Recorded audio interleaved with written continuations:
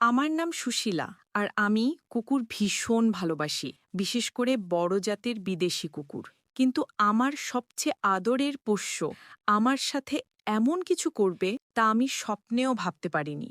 আমার কুকুরটার নাম ছিল টম। ছোটবেলা থেকে তাকে আমি বড় করেছি। রাতেও সে আমার সাথেই ঘুমাতো, আমার নরম বিছানায়। আমার পৃথিবীটা তাকে ঘিরেই ছিল।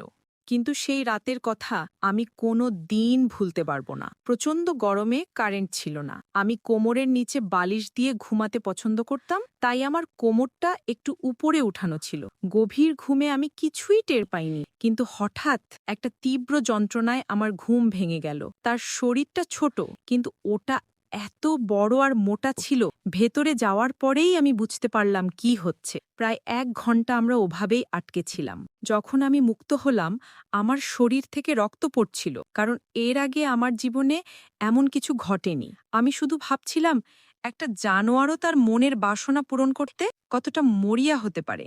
বন্ধুরা, আমার এই গল্পটি আপনাদের কেমন লাগলো কমেন্টে জানান।